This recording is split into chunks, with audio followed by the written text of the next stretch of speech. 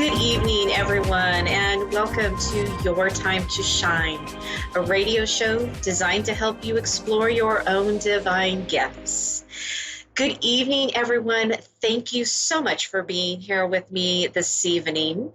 How are you all doing? We have felt a shift in the energy. We have just left, if you're all into astrology, we've just left the sign of Leo, which is all about fire and about getting things done and exactly what fire means. It's like, getting things done and moving forward. And, it can be kind of relationship wise and everything. It can be really heated and, passionate. And we are now moving into the sign of Virgo, which is more about earth. And it really hit me because the day we started doing it, without really realizing what day it was, I was already sitting down. I was making my checklists and I was looking at what can I purge and what can I do and checking the boxes, all grounding, all earth type things that you go through. There was also a shift in the weather, at least here in the Portland area. It went a lot cooler. We've been having heat waves, of course, not surprising. It was falling in Leo, right? It was turning up the heat. We were having major heat waves. And we got into sign Virgo and it was like a light switch and the weather changed. It's cooler. There's a little bit of a crispness, like fall in the air. And I just wanted to curl up on the couch with a blanket and watch a good show and eat hot soup. And in fact, I did. The other night, I made my family's recipe of potato soup. So it's all in that grounding and that feeling of nurturing and getting things done and checking those boxes and organizing and purging. So that's all about what it is in the earth sign. And so, we were in this new sign and it feels so good. And I just want to curl up on the couch. So I don't know, you might be feeling it too. And, you're wanting to get out and organize and do all those fantastic things.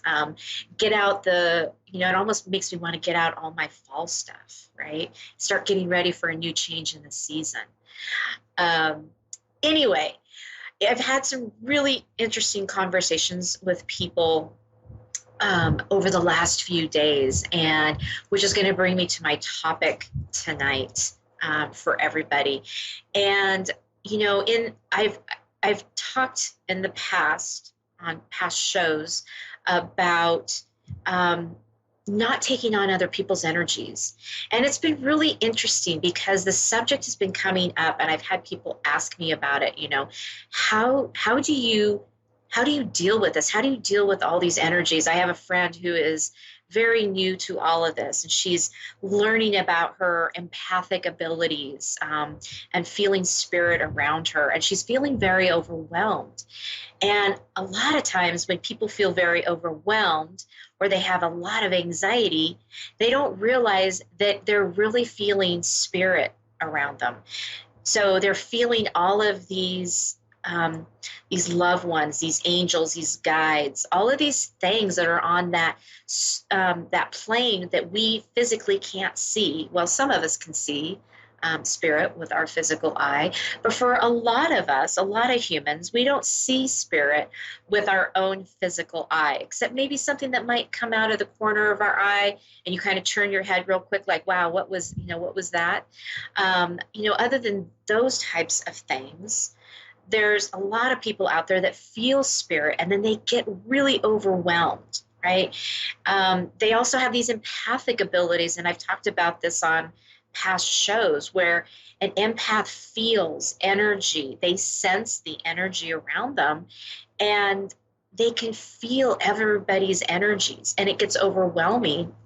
And then all of a sudden they take it on as their own and they think, wow, I was happy and laughing just a few minutes ago, but now I feel like I want to go down in my basement and escape and get away from everything and everybody, right? when you have feelings that change so quickly like that, and there's really no reason for it, you haven't done anything different, you're just standing in your kitchen making dinner maybe, and all of a sudden you just go, oh my gosh, I want to scream, right? It's all these energies that you're feeling. It could be energies that around, what's going on in the world or whatever, but they're energies that aren't yours. But as humans, we don't understand that from a physical level, and so we really we take them on as our own, and we don't really know what's going on, right? Um, so it's really interesting. We take those on as our own, thinking that they are ours, and they're really not, right? So here, when you recognize, okay, wait a minute, 5 minutes ago I was feeling okay, and now I don't, be in awareness of that, right? And say, okay, what I'm feeling must not be mine, because nothing has changed in the last 5 minutes to make me feel the way I feel. So you have to stop and say, okay, this isn't mine. So return to sender with love and consciousness. So when you do that, it automatically releases what is not yours and returns it wherever it came from. So, understand when you do this, it's not out of malice. It is simply just releasing it and saying, this is not mine. And I'm just gently returning it back to where it came from. So when you start feeling that way, like, why am I doing this? Why do I feel this way? More than likely, it's not yours. So simply say, return to sender with love and consciousness. Return this from where it came from. And watch and see if the feelings you were having, if something shifts inside of you and you think, oh, okay, wow, I feel better. What was that all about? So remember, especially in these times right now, there's so much going on out there in the world. There's so many emotions.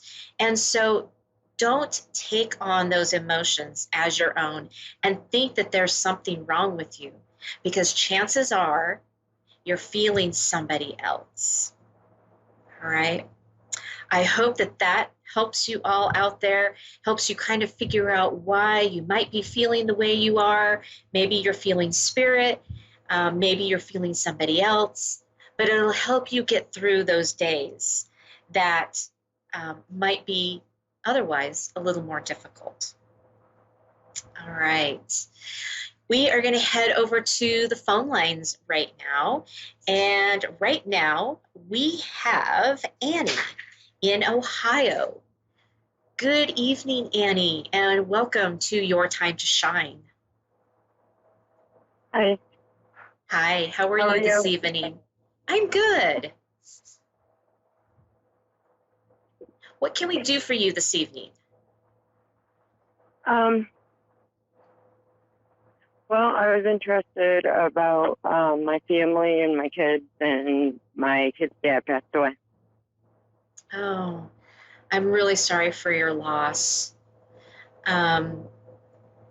Okay, so are you wanting to know something specific, or are you just wanting to see if there's a general message? Where is he? Is he okay? And did he commit suicide? Does he have anything to tell his children? Okay. All right. Let me see if I can tap into this. What's his name? Paulie? Solly? Yeah, well, his real name's Richard Althouse, but his nickname's Paulie. That's what everyone called him. Solly with an S? P. Oh, Polly. Thank you. Okay. All right. Perfect. Let me see if I can tune in here to see what I can get for you.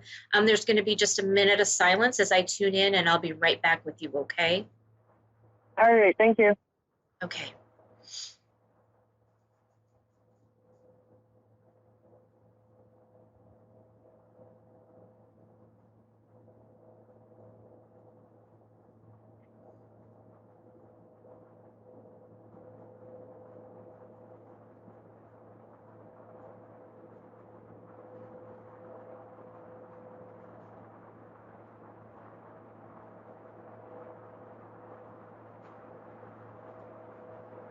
Okay.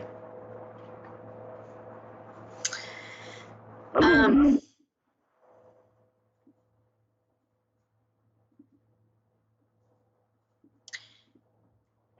so I'm getting him coming through. It's it's almost it's like a very weak signal. Like it's it's like he's having trouble coming through. It's like I feel a lot of confusion, a lot of hesitancy. Um,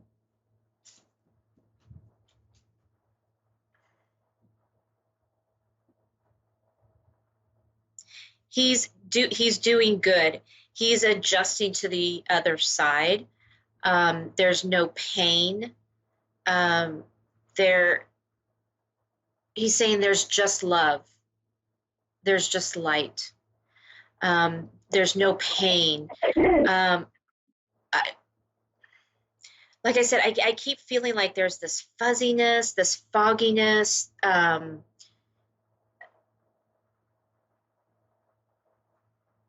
like this hesitancy.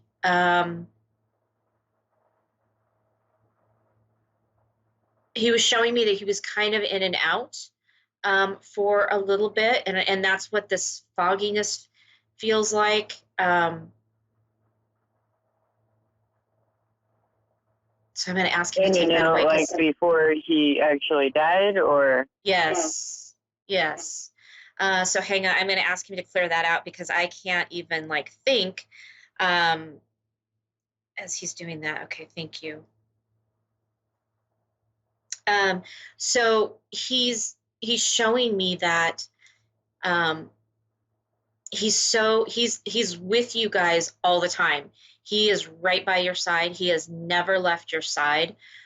He's never left your kid's side. It's like he's showing me that the instant of transition and coming back so that he can be with you guys, so that he can support you and in ways that you need to be supported.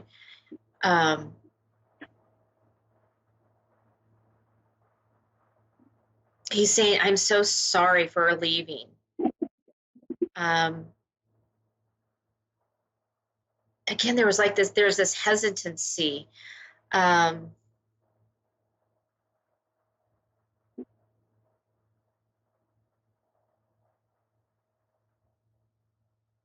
Like he wasn't ready to go. That he wasn't sure about what was going to happen. And he's saying, if I would have known what the consequences would be, I never would have left this earth. He's very concerned about you. He's very concerned about the kids and how they're going to work through all of this. And he keeps saying he never meant to be a burden. Does that make sense to you? Yeah, he had some struggles before he passed away with addiction, but he was found and ruled suicide, and I myself am absolutely 110% sure that it was not. It was like an overdose, and his friend like made it look like he committed suicide. And I'm trying to figure out what happened and how I can, like help him bring the truth out. Right. So I don't get that this was an actual suicide. Like I said, there was a lot of hesitancy here. So it feels like it was more of an accident. Because the things that he's showing me, the things he's telling me, it's like there's this hesitancy. He didn't mean to leave this earth. I just feel that there was an accidental component to this. What he's showing me is that he considered, like there was a consideration of suicide, but the actual being able to do it, he never could like come to that level, to that place to actually do it. Because in the back of his mind, he was always thinking about his kids. That's very true. That's why I don't think he committed suicide. I think he overdosed and his friend just panicked and made it look like he hung himself and just left him in a basement. Oh, okay. That's why I was feeling like this constriction. Okay, that makes sense. I understand now what he was trying to show me. I okay, hang on.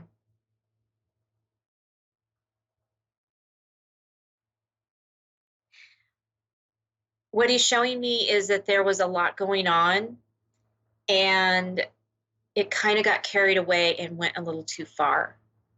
And then all of a sudden, it was kind of like a place of no return.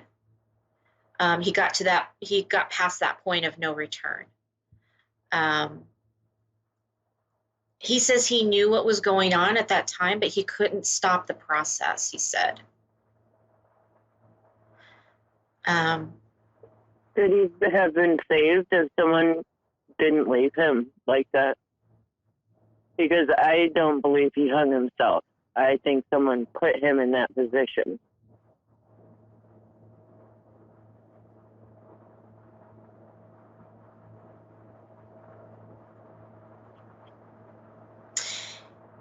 He's showing me that that is not the way he died. How did he die? That's what I've been struggling to know for quite some time. I've spent thousands of dollars on investigators. I've, went to psychics. I've done it all. I contact him myself, and by the feelings that he gives me, that's the story I read off of him and try and determine on what he wants me to do. But I don't know how to seek justice for him and help him, because the man that I think left him is still on the street terrorizing other people's lives. Right. How did he die? What he's showing me is that it was almost like a party. There was stuff going on. There was activity. It feels to me what is like an accidental overdose. But he was around other people. So whether he's showing me like kind of like a party scene or a bunch of people getting together. And it was like everybody got scared and kind of took off and left, right?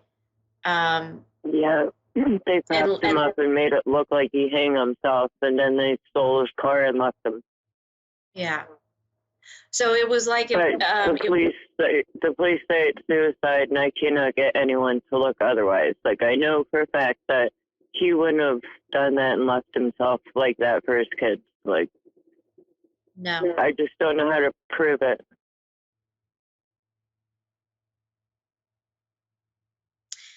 He's saying that there's nothing to prove.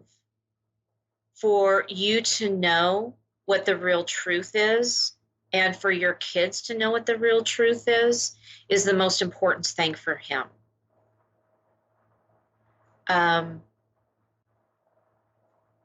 He keeps telling me justice will be served. His daughter, Mary,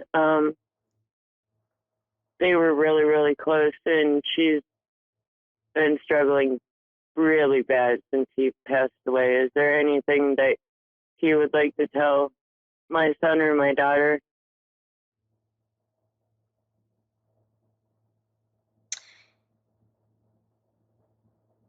He wants them to know that he wants to be remembered as the person they remember him, not as the person that he became.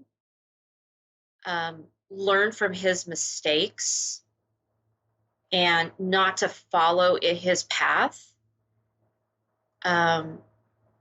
They have such bright futures ahead of them.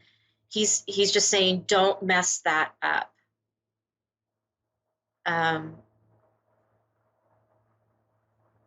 He feels he wasn't a very good example for them, and there's a lot of regret, a lot of remorse about all of that. And what he really wants more than anything is to be able to see them succeed in life, do the things that he never did do, and be their own people.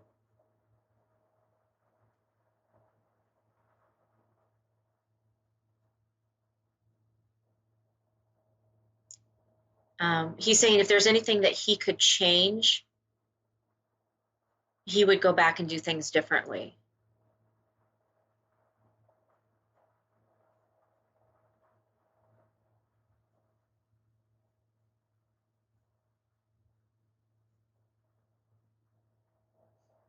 Annie, are you still with me?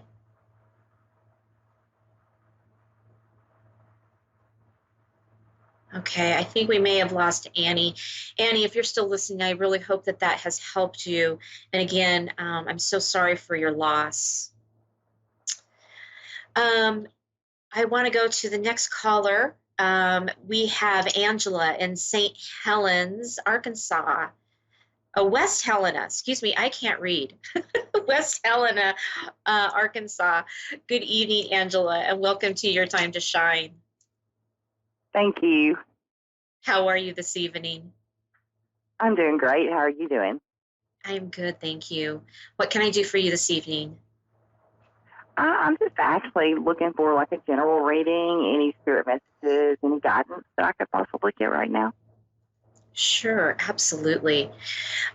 Give me just a minute or two to tap in here and see what the messages are for you. There's going to be a little bit of silence as I do that, and I will be right back with you, okay? Okay.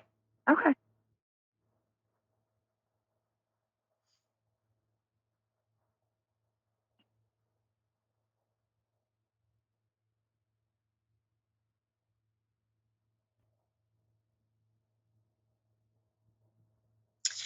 Okay, Angela. So you have a lot of you'll have a lot of angels around you. As you were speaking, I could see them kind of lining up behind you, and not even really lining up. They're like encircling you. You have such a bright light and a caring and giving sense for you. And you're a people person. And so you have this amazing relationship with people in general. And they're showing me that this relationship that you have, this ability to be able to communicate and to bring people together is a true gift of what you have. Do you do anything in your field of work that has to do with communication? Yeah, kind of, sort of. I'm blind. Okay. I teach blind people independence. Oh, beautiful. That's awesome. So there's this huge component, of course. So when you're working with blind people, you have to learn how to communicate in a different way, right? And Right, so yeah. this way of communicating that you have is so beautiful and so giving and so loving. And they're showing me that you are in a perfect place to be able to shine your light, bring in guidance, because you're very connected. You get really good gut feelings. And so they're saying use those gut feelings to carry through, because you have a tendency to kind of poo poo those feelings, or if you get an idea or you think, hey, what about this? And you, oh, no. So what they're showing me is they're bringing you guidance. They're bringing you things through your intuition and through your gut Right. feelings. And you need to start relying on those gut feelings. Okay. Right. Yeah. Because that is I guidance understand that. coming through. Yeah, everything, like when you have no vision, everything is about senses. Yes, absolutely. And so by you doing this through all of your senses, it's bringing through your intuition and your guidance that you're getting. And this is how you're helping your students. Okay. So Okay. to continue on to use those senses. And so I'm going to talk really quickly here because we're coming down to the last few seconds of our show. So really notice your senses when you taste an apple, what that tastes like. When you smell fresh cut flowers or grass, what does that mean to you? What does that bring to you? Because as you start to sharpen these senses, you're going to get messages through these senses, and then you're going to be able to teach about them. Okay. Hopefully that makes a little bit of sense to you. It does. Okay. Because that's what I'm trying to figure out. Okay, perfect. We are coming down to the last few seconds of our show, but you can reach me over on my Facebook page at Julie YeagerWalker Medium, or Your Time to Shine. And if you have questions about what I mean about activating your senses, I'd be happy to talk to you a little bit about that, okay? Okay, yeah, I may message you about it because I do have a few questions about it. Okay. Perfect. Thank you, everybody, for tuning in this evening. I think I lost Angela. I hope you have a wonderful week. We'll see you again right here next week.